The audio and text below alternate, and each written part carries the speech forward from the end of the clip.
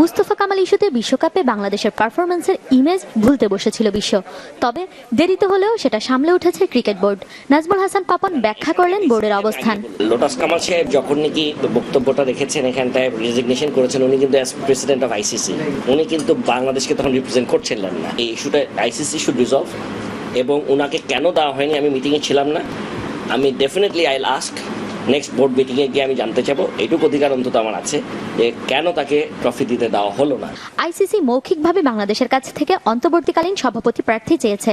তবে নাজমুল জানালেন আইসিসিতে কামালের বিব্রতকর পরিস্থিতি এবং সেখানে কাজ করার সীমিত সুযোগ নতুন করে ভাবাচ্ছে তাকে।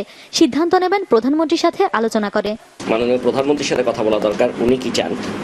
দ্বিতীয়ত হচ্ছে কনস্টিটিউশনে কি অ্যালাউ করে কিনা যে বিসিবি, আমার জানা মতে বিসিবি হয়তো ছাড়তেই হবে। সো বিসিবি ছেড়ে 2.5 মাসের জন্য যাওয়ার আমি কোনো তেমন কারণ দেখি না, কারণ ওখানে কন্ট্রিবিউট করা তেমন কিছু নাই। তৃতীয়ত হচ্ছে কামাল ভাইয়ের সাথেও কথা বলা দরকার আমি মনে করি। ভারতের সঙ্গে সম্পর্কের টানাপোড়েন সৃষ্টি হওয়ার গুজব উঠেছে বলেও দাবি করেন বোর্ড প্রেসিডেন্ট। শুধু তাই নয়, বাংলাদেশের ক্রিকেটের স্বার্থে অনেক সময় শ্রীনিবাসনকে পাশে পেয়েছেন বলেও জানান তিনি। আমি কিন্তু ওনার কাছ থেকে সাপোর্ট পেয়েছি। He was the representing India at that time, not chairman ছিল না।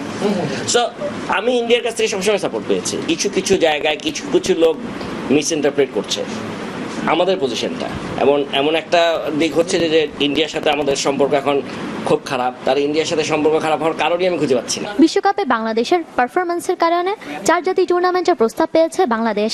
Pakistan, India, south Africa, Australia, এখন এই যে এবার গেলাম আরো 3টা দেশ একসাথে ধরছে এই বছরই খেলতে চায় আমাদের সাথে। সো এখানে বেসিক্যালি ওয়েস্ট ইন্ডিজের নেতৃত্বাধীন ওয়েস্ট ইন্ডিজ, পাকিস্তান, জিম্বাবুয়ে, ওরা 3জন মিলে প্রায় 4টা দেশ নিয়ে সিরিজ খেলতে চায়। 7 এপ্রিল আইপিএল এর উদ্বোধনী অনুষ্ঠানে যোগ দেবেন নাজমুল হাসান পাপন। 2 দেশের সম্পর্ক উন্নয়নের প্রতীক হিসেবে কাজ করবে এটি। সামিনা রোশনি, চ্যানেল 24, ঢাকা।